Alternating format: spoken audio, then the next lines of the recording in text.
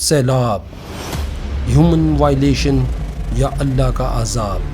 انسان نے جب بھی اللہ اور اس کے انبیاء کی اطاعت چھوڑی ہے اور جب بھی نافرمانی کا دامن تھاما ہے تو پھر بارشیں رحمت نہیں زحمت بن کر برستی ہیں۔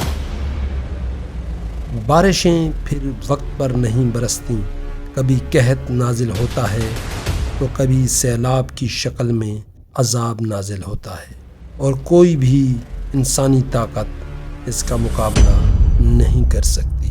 آج کی کیلیگرافی اور ٹاپک ایک انتہائی دلچسپ اور سبق آموز واقعے پر مشتمل ہے۔ ہمارے ساتھ رہیے۔ قرآن کریم میں اللہ جل شانہ سورہ سبا میں ارشاد فرماتے ہیں، جس کا مفہوم ہے قوم سبا وہ بستی تھی جس کے دائیں بائیں اللہ تعالیٰ نے حسین و جمیل باغات اگائے اور ان پر اپنی نعمتوں کی برسات کی اور ان کو شکر ادا کرنے کی ہدایت کی، مگر نعمتوں کے حصول کے بعد وہ بھول گئے کہ کس کی ادا کردہ ہیں اور روگردانی کی، جس کے بعد اللہ تعالیٰ ناراض ہوئے اور سیلاب کی شکل میں عذاب نازل کیا۔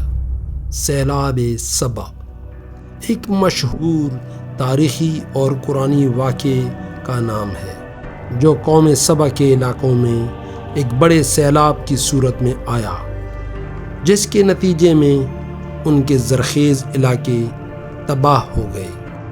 یہ سیلاب پہاڑوں کے درمیان بنائے گئے بند کے ٹوٹنے سے آیا، جس کی وجہ سے ان کا آبپاشی کا نظام درہم برہم ہو گیا اور ان کے جنت نظیر باغات تباہ و برباد ہو گئے۔ قوم سبا یہ قوم یمن کے جنوب مغربی علاقے میں آباد تھی اور اسے اپنی دولت اور شاندار تعمیرات کی وجہ سے جانا پہچانا جاتا تھا۔ سبا یمن کا ایک علاقہ ہے جو صنعاء اور حضرموت کے درمیان واقع ہے۔ اس کا مرکزی شہر معارب تھا۔ اس علاقے کو سبا کہنے کی وجہ یہ تھی کہ اس علاقے میں سبا بن یشجب بن یعرب بن قحطان کی ایک شاخ آباد تھی۔ قوم سبا پر کسی خاص پیغمبر کے نام کا براہ راست ذکر قرآن کریم میں نہیں ملتا، تاہم قوم سبا کا تعلق حضرت سلیمان علیہ السلام سے جوڑا جاتا ہے، کیونکہ بلقیس انہی کی دور کی ملکہ تھیں جو حضرت سلیمان علیہ السلام کی پیروی کر کے ایمان لائیں۔ قوم سبا یمن میں رہتی تھی اور ملکہ بلقیس بھی یہیں کی رہنے والی تھیں۔ یہاں کے لوگ بہت سی نعمتوں اور راحتوں سے مالا مال تھے۔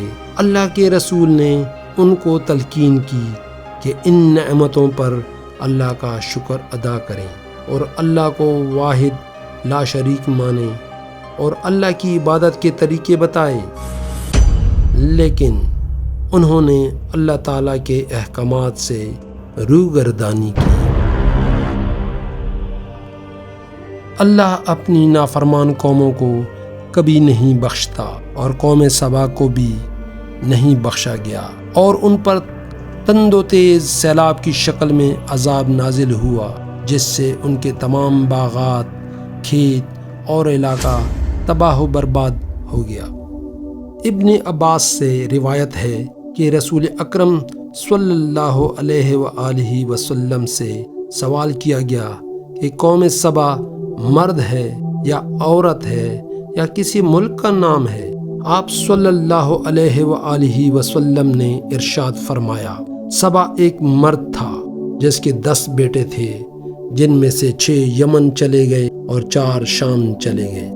یمن والوں کے دونوں جانب اونچے پہاڑ تھے جہاں سے نہریں اور چشمے بہہ بہہ کر شہر میں آتے تھے۔ قدیم بادشاہوں میں سے کسی نے ان نہروں اور دریاؤں پر بند باندھ دیے، دریا کے دونوں جانب باغات اور کھیت اگا دیے۔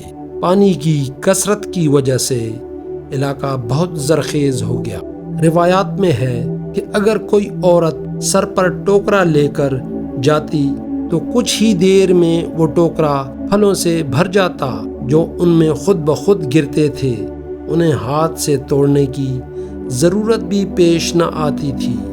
اللہ تعالیٰ کی یہ تمام نعمتیں اس لیے تھیں کہ وہ اللہ کو واحد مانتے اور اخلاص سے عبادت کیا کرتے تھے۔ پھر جب انہوں نے روگردانی کی تو اللہ نے وہ بند توڑ دیا اور سیلاب کی شکل میں عذاب نازل کیا، جس سے قوم سبا کا سب کچھ تہس نہس ہو گیا۔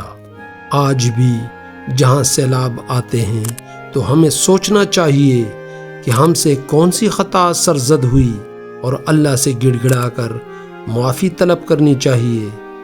اللہ ہمارے خطاؤں سے درگزر فرمائے اور ہمیں اپنی عظیم شان کے مطابق معاف فرمائے، آمین۔